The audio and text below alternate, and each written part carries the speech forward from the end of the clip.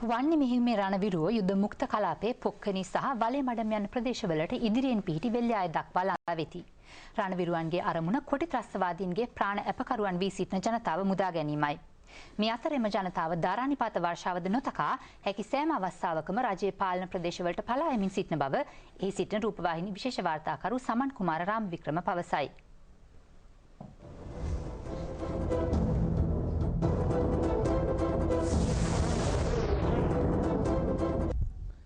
තෙවන දිනටත් පුදුමාතලන් යුදමුක්ත කලාපයට හා පුදුකුඩුරිප්පුව ඇතුළු වන්‍ය ප්‍රදේශයට ධාරානිපාත වර්ෂාව නොකඩවා ඇදහැලෙනවා.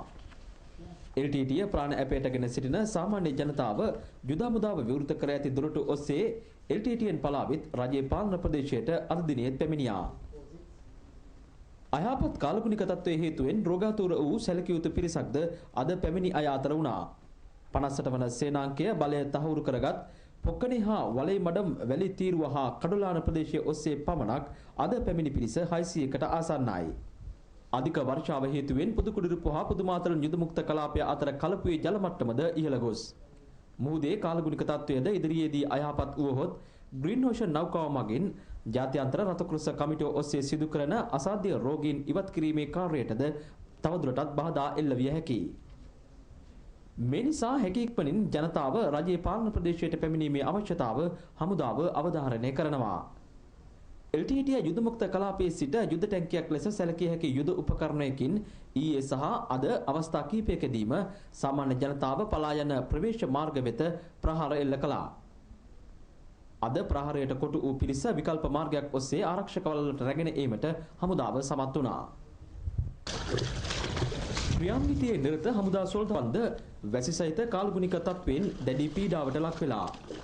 ඉකුත් වසරේ අප්‍රේල් මාසයේදීද වෙල්ලම්කුලම් ප්‍රදේශයේදී යුද හමුදාව දැඩි වර්ෂාව හා ජලගැලීම් තත්ත්වයකට මුහුණ දුන්නා. ඉදිරි දින කිහිපය තුළ වර්ෂාව පැවතියහොත් එවැනිම තත්ත්වයකට යලි මුහුණ දීමට හමුදාවට සිදු වෙනවා. වගුරු බිම් තීරුවකයි යුද මුක්ත කලාපයට ගමන් කිරීමට හමුදාවට සිදුව ඇත්තේ. LTTය අද යුද ටැංකි ප්‍රහාරයකට අමතරව බබා මෝටාර් නැමැති අවියෙන්ද ඉදිරියට ගමන් කළ හමුදාවට පහර දුන්නා. LTTය එල්ල කළ පුපුරා නොගිය බබා මෝටාර් බෝම්බයක් මේ. මෙම ප්‍රහාරයන්ට මුහුණ දෙමින් පොක්කනේ හා වලේ මඩම් දෙසින් සාමාන්‍ය ජනතාව මුදා ගැනීමට ඉදිරියට ගිය බටපිරිස් වෙත ප්‍රහාර එල්ල කිරීමට පැමිණි LTTE කණ්ඩායමකට විවෘත වෙල්යායක් තුල කොටු කර පහර දීමට යුද හමුදාවේ 58 වන සේනාංකයේ බටපිරිස් සමත් වුණා. එම ප්‍රහාරයෙන් T50 ගිනිඅවි 60ක් සහ LTTයේ අතහැර දමා මලසිරු 9ක්ද හමුදාව සොයාගත්තා. යුද මුක්ත කලාපයේ පොක්කනේ සහ වලේ මඩම් ප්‍රදේශවලට ඉදිරියෙන් වූ කලපු තීරයේ වගුරුබිම් ප්‍රදේශය සහ වැලි තීරුවේ බලය අත්පත් කරගත් හමුදාව ඉන් ඔබෙන් වූ තවත් උපක්‍රමිකව වැදගත් ප්‍රදේශයකට අද පැමිණ තිබෙනවා. විවෘත වෙල්යායකින් යුත් මේ ප්‍රදේශයේ බලය තහවුරු කරගනිමින් යුද හමුදාව සාමාන්‍ය ජනතාවට ආරක්ෂක හමුදා රැකවරණයට පැමිණීමට තවත් ප්‍රවේශයක් මේ අනුව විවෘත කරගෙන තිබෙනවා.